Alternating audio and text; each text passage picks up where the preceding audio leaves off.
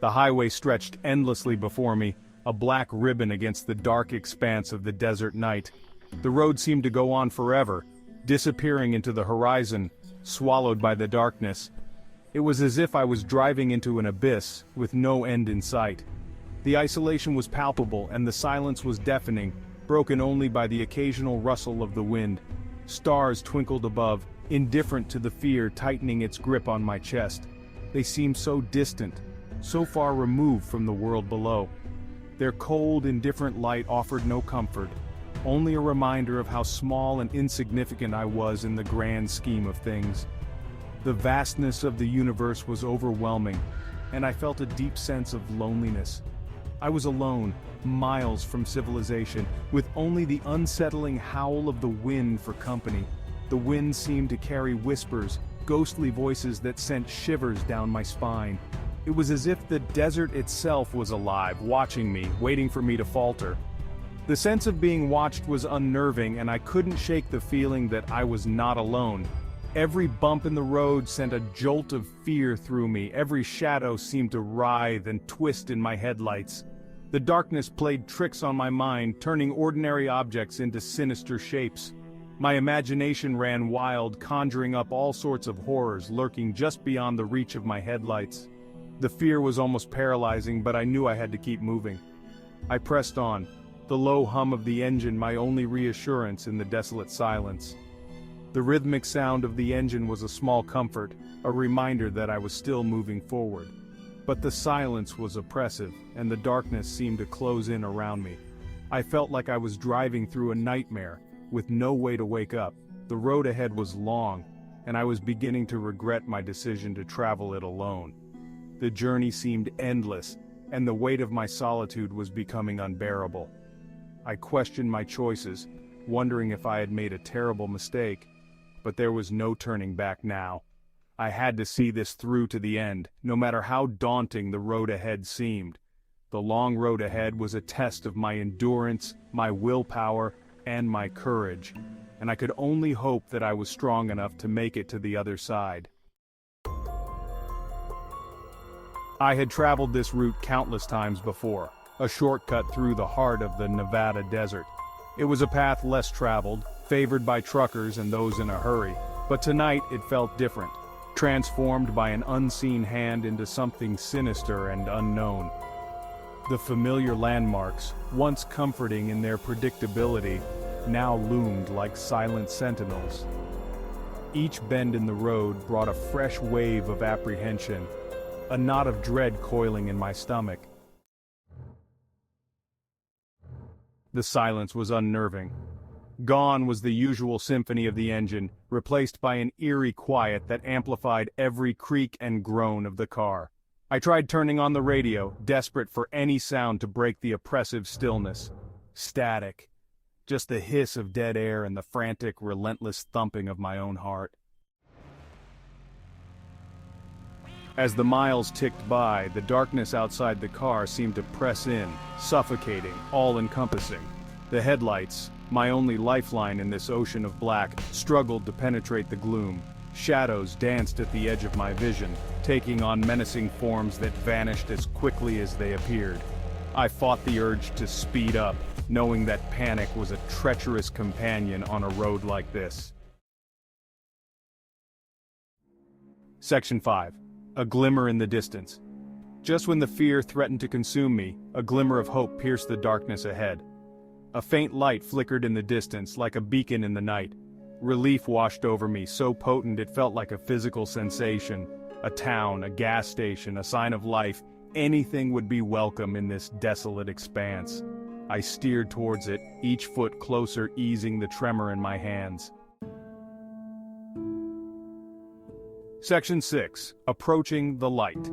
As I drew nearer, the light grew larger, revealing itself to be a lone street lamp, its bulb flickering erratically. It illuminated a small, deserted diner, its windows dark and grimy, the paint peeling from its weather-beaten sign. Disappointment pricked me, sharp and swift.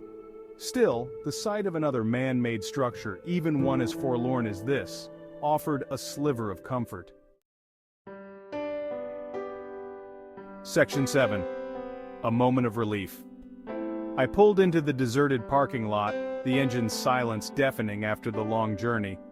I stepped out of the car, stretching my stiff limbs, and breathed deeply of the cool night air. It smelled of dust, sagebrush, and something else. Metallic, like old blood. I dismissed it as a trick of my overworked senses. The diner, though deserted, offered a tangible sense of security. Section 8. The road beckons. I considered going inside, seeking human contact, but something held me back. The air seemed thick with an unseen tension, a warning whispered on the wind. Something felt wrong, deeply wrong. I decided to trust my instincts and stay outside, embracing the unknown. Section 9. The figure in the road. As I turned the key in the ignition, my headlights flickered and died, plunging me into darkness. The silence was deafening, broken only by the faint hum of the engine as it sputtered to a halt. I was miles from the nearest town and the isolation was palpable. Panic surged, hot and suffocating. My heart pounded in my chest, each beat echoing in my ears like a drum. I fumbled for my phone, but it was dead too. Then, I saw it. A figure standing in the middle of the road, illuminated by the faint glow of the diner's sign. It was as if it had materialized out of the darkness, a specter from a nightmare. Tall, impossibly thin, its limbs elongated and contorted at unnatural angles. It stood motionless, an eerie statue in the night. The air around it seemed to shimmer, distorting its already grotesque form. Its face was obscured by the shadows, but I could feel its eyes fixed on me, filled with a malevolence that chilled me to the bone. I could sense its gaze piercing through the darkness, locking onto me with an intensity that made my skin crawl. I gripped the steering wheel tightly, my knuckles turning white. Every instinct screamed at me to run, but I was frozen in place, paralyzed by fear. The figure took a step forward, its movement slow and deliberate, as if savoring my terror. My breath came in short, ragged gasps, visible in the cold night air. The temperature seemed to drop even further, the chill seeping into my bones. I knew I had to do something, but what? The figure was getting closer, its presence overwhelming. Summoning every ounce of courage, I reached for the car door handle, my hand trembling. I had to get out of there to escape this nightmare. But as I pulled the door open, the figure vanished, leaving only the oppressive darkness behind. The road was empty once more, the faint glow of the diner's sign the only light in the inky blackness. I sat there, heart racing, trying to make sense of what I had just witnessed. Was it real, or just a figment of my imagination? One thing was certain, I would never forget the figure in the road. Section 10. Accepting fate. The figure began to move towards me, gliding over the asphalt with an eerie, unnatural grace. Terror, raw and primal, seized me. I fumbled for my phone, but my fingers trembled uncontrollably. The figure drew closer, its form solidifying with each passing second. I knew then that there was no escape, no outrunning the horror that awaited me on this desolate stretch of highway. Section 11. Where the dark roads lead. The creature lunged from the shadows, its form barely discernible in the dim light. It moved with a speed and ferocity that left me paralyzed with fear. Its scream, a deafening cacophony of bone and rage, filled the car, the sound echoing in the silence long after the headlights flickered back to life. The scream was not just a sound, it was a manifestation of pure terror, a sound that seemed to reach into my very soul and twist it. I sat there, bathed in the cold light, the echoes of the nightmare fading into the desert night. The desert, usually a place of serene beauty, now felt like an endless expanse of dread. The cold light seemed to strip away any sense of safety, leaving only the raw, unfiltered fear that had taken hold of me. The road stretched before me, as dark and endless as before. It was a road that seemed to lead nowhere and everywhere all at once, a path that promised only more darkness and uncertainty. Each mile felt like a journey deeper into the unknown, a trek through a landscape where the rules of reality no longer applied. I knew then where the dark roads lead. They led to a place beyond the reach of light, a realm where shadows held dominion and the very air seemed thick with malevolence. It was a destination that defied comprehension, a place that existed only in the darkest corners of the mind. I had seen the destination reflected in the creature's eyes, a place where fear and madness reigned. Those eyes, filled with an unholy light, had shown me a glimpse of a world where sanity was a fragile illusion, easily shattered by the horrors that lurked just beyond the veil of darkness.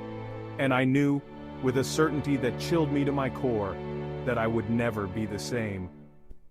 The experience had left an indelible mark on my soul, a scar that would forever remind me of the night I ventured down the dark roads.